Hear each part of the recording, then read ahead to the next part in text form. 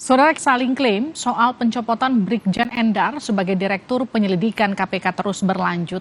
Polisi mengklaim sudah menerbitkan surat perpanjangan tugas Endar di KPK, sementara KPK berkeyakinan pencopotan Endar sesuai mekanisme. Presiden Jokowi angkat bicara dan meminta dua institusi tak buat gaduh. Kisruh pencopotan Brigjen Endar Priantoro ikut menyita perhatian Presiden. Presiden Joko Widodo mengingatkan agar kasus mutasi Brigjen Endar Priantoro di KPK dan Polri tidak membuat kegaduhan. Jokowi mengingatkan bahwa setiap institusi sudah punya mekanismenya tersendiri. Jokowi juga berharap agar proses mutasi Brigjen Endar yang menjabat sebagai Direktur Penyelidikan KPK bisa diselesaikan dengan baik tanpa memicu kegaduhan di dua institusi. Setiap institusi, kita harus tahu ya, di setiap institusi itu ada mekanismenya. Ada aturan-aturan, SOP-nya ada semuanya. Jadi ikuti itu saja. Dan kita harapkan jangan sampai mutasi atau perpindahan itu membuat kegaduhan. Semuanya ada aturannya kok. Dilihat aja di mekanisme aturannya seperti apa. Ya. Sementara itu, Komisi Pemberantasan Korupsi menegaskan pemberhentian Endar Priantoro dengan hormat dari jabatan Direktur Penyelidikan sudah sesuai prosedur. KPK membantah keputusan pemberhentian Endar hanya diambil oleh salah satu pimpinan. Berdasarkan keputusan dari Rapim, rapat pimpinan di KPK, memberhentikan dengan hormat ya Pak Direktur Lidik ini karena memang per 31 telah selesai gitu Mas. Masa tugasnya dan belum ada perpanjangan ya atau tidak ada perpanjangan. Tidak ada permintaan perpanjangan tepatnya kepada pihak Polri kan begitu. Gantikan sementara oleh pejabat PLT ya, pelaksana tugas. Komisi Hukum DPR pun menyarankan agar KPK dan Polri duduk bersama membahas kasus pencopotan Brigjen Endar. Jangan sampai kasus ini memicu kegaduhan dua institusi yang seharusnya saling dukung dalam pencegahan dan penindakan kasus korupsi. Kebutuhan untuk duduk bersama bareng harus dibuka ruang dialognya, itu makin menjadi penting dan relevan karena ini adalah tahun terakhir. Bahkan saya kira bulan depan itu udah menjadi semester terakhir, boleh dibilang ya, dalam bulan-bulan ke depan itu bagi pimpinan KPK. Brigjen Endar Priantoro diberhentikan dengan hormat dari jabatan Direktur Penyelidikan KPK pada akhir Maret lalu. Endar mengaku kecewa dengan internal KPK karena Endar mengaku 31 Maret lalu dipanggil Wakil Ketua KPK Nurul Gufron yang memberikannya surat pemberhentian. Hingga kini, Endar masih belum mengetahui alasan pemberhentian dirinya dan membantah jika ada kaitan dengan penyelidikan kasus Formula E beberapa waktu lalu. Hal yang biasa juga sebenarnya bahwa di dalam forum ekspres itu ada berbagai pendapat, perbedaan pendapat dan lain-lain. Khusus untuk kasus Formula E memang sampai dengan hari ini masih belum diputus, artinya belum ada kesepemahaman terkait dengan apakah ini naik atau tidak. Sampai dengan hari ini masih belum ditemukan bukti permulaan, sehingga ada beberapa rekomendasi dari hasil ekspos terakhir untuk ditindaklanjuti oleh para penyelidik kita. Sebelumnya, KPK menerbitkan surat rekomendasi pengembalian Brigjen Endar ke instansi Polri. Namun Kapolri justru membalas dengan memperpanjang penugasan Brigjen Endar sebagai Direktur Penyelidikan KPK. Menanggapi balasan Kapolri, KPK justru menerbitkan surat pemberhentian dengan hormat kepada Brigjen Endar. Atas kisruh ini, Brigjen Endar pun melaporkan Ketua dan Sekjen KPK ke Dewan Pengawas KPK. Tim Liputan Kompas TV. Saudara, benarkah pencopotan Brigjen Endar bisa menimbulkan kegaduhan antar dua lembaga, KPK dan juga Polri?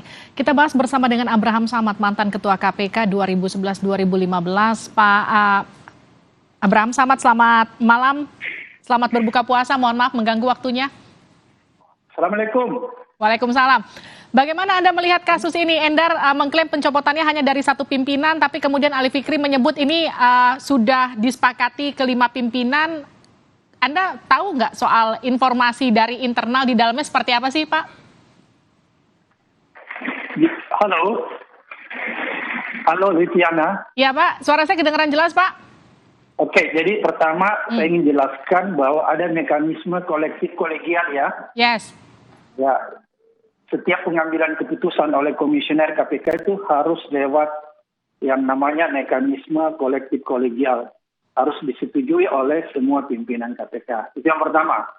Kemudian yang kedua, saya ingin jelaskan bahwa setiap penghadapan atau pemulangan anggota penyidik atau siapapun yang berasal dari instansi luar, maka ketika dikembalikan ke instansi asalnya, itu harus ada alasan yang tepat. Baik. Pertama, masa tugasnya berakhir.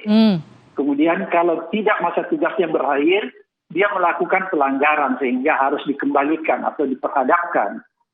Oleh karena itu, kita harus lihat apakah Pak Endar ini masa tugasnya berakhir. Kalau masa tugasnya berakhir, seyogianya memang ada mekanisme untuk perpanjangan. Baik. Ya. Kemudian biasanya kalau seseorang tiba-tiba saja dipulangkan, itu biasanya ya kalau kebiasaan KPK yang lalu itu ada pelanggaran. Oke. Tapi kalau saya lihat Pak Endar ini kan apa ada pelanggaran apa enggak, itu yang jadi tanda tanya buat kita semua.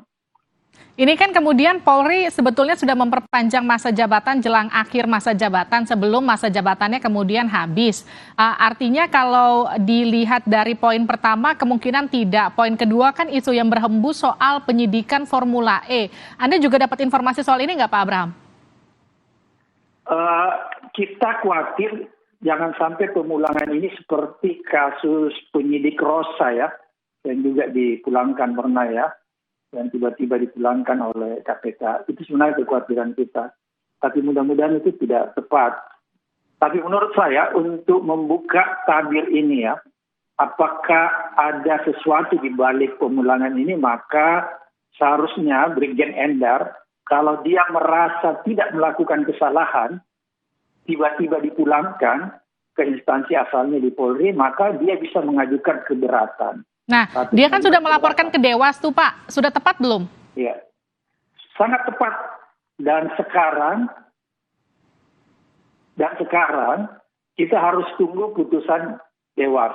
Ya, Dewas ini harus membuka secara transparan apa yang sebenarnya terjadi terhadap pemulangan Brigjen Endar ini. Jadi sekarang bola ada di tangan Dewas. Dia harus membuka terang benderang apa penyebab sehingga Brigjen Endar tiba-tiba, kita pakai istilah tiba-tiba dipulangkan. Pak Abraham Samad, ini kan kalau kita lihat nampaknya kedua belah pihak baik KPK dan juga Polri kan sama-sama bersikeras. KPK kemudian mengeluarkan pemberhentian dengan hormat ketika kemudian Polri sudah mengeluarkan perpanjangan penugasan Brigjen Endar di KPK. Sementara kan statusnya Brigjen Endar sekarang kan bisa dikatakan menggantung karena kemudian sudah diberhentikan oleh KPK begitu ya dengan hormat. Proses mekanisme pemberhentian itu secepat itu Pak, betul di KPK? Biasanya ada mekanisme yang dilalui ya, ada mekanisme yang dilalui melalui rapat pimpinan para komisioner. Dan rapim itu harus disetujui dengan mekanisme kolektif kolegial. Tapi biasanya sebelum yang bersangkutan diputuskan apakah yang bersangkutan dikembalikan, biasa ada koordinasi antara komisioner dengan pihak sekjen.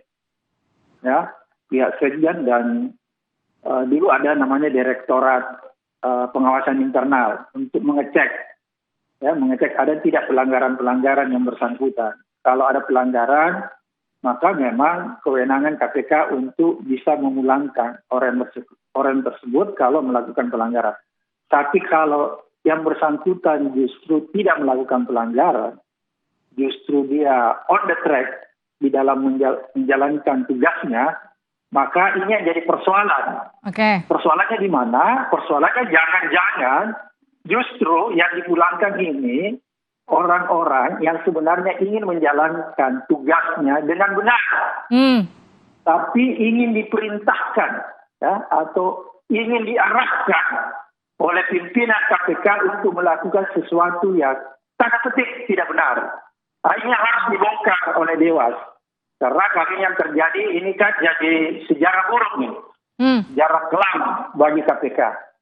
Oleh karena itu, untuk mengetahui apakah ada sesuatu di balik pemulangan Brigjen Endar, maka Dewas harus membuka tabir ini. Dewas tidak boleh menutup-nutupi atau berpihak kepada sekelompok orang.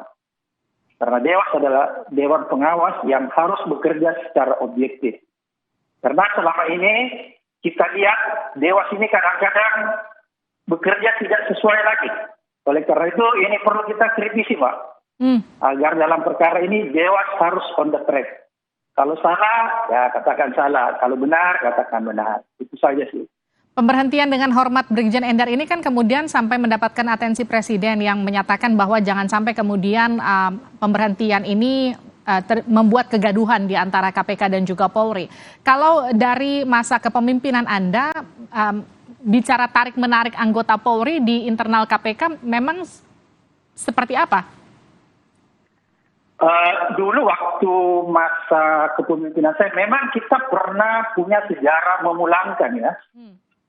Memulangkan penyidik, tapi itu ada pelanggaran sehingga kita memulangkan, dan itu biasanya kita lakukan koordinasi dengan Pak Kapolri-nya langsung. Jadi kebetulan pada saat itu saya selaku Ketua KPK dan pada saat itu Kapolri-nya Pak Timur, itu kita biasa berkoordinasi langsung, baik datang ke Polri maupun biasa lewat telepon. Jadi ada koordinasi langsung, penjelasan langsung yang didengarkan dari pihak KPK. Misalnya saya hendak memulangkan penyidik ini dan kita jelaskan langsung kepada Kapolri, dan pada saat itu Kapolri-nya tidak ada masalah. Kalau memang yang bersangkutan ada pelanggaran, maka putusan kita biasa diterima. Makanya di masa lalu ketika kita memulangkan anggota Polri yang melanggar, Kapolri-nya tidak ada masalah. Ini kan saya lihat justru kayak ada perdebatan sedikit ya, karena ada miskomunikasi di sini ya. Ada informasi yang nggak nyampe rasanya. Ya, miskomunikasi ya. Mungkin juga ada salah pengertian ya, karena kok KPK memulangkan tiba-tiba juga pihak Polri memperpanjang. Berarti menurut saya tidak ada koordinasi sebelumnya. Padahal seharusnya secara etika kelembagaan, maka pimpinan KPK harus melakukan koordinasi langsung dengan Kapolri. Itu etika kelembagaan. Baik, seharusnya dikoordinasikan dulu langsung kepada Kapolri antar pimpinan lembaga dari KPK ke Polri untuk berkoordinasi, memberikan informasi alasan pemulangan paling tidak, sehingga kemudian tidak menimbulkan mispersepsi paling tidak seperti sekarang begitu ya Pak Abraham Samad ya? Iya, karena ini kan menimbulkan pro kontra ya. Halo Mbak. Ya. Ini kan menimbulkan pro kontra dan menimbulkan prasangka-prasangka yang buruk ya. Tadi seolah-olah yang bersangkutan dipulangkan karena sedang menangani kasus Formula E. Ya. Itu kan begitu isu yang berkembang di luar. Oleh karena itu untuk menangkis jangan sampai isu ini terlalu liar, maka seyogianya ini harus segera dibuka dan diluruskan.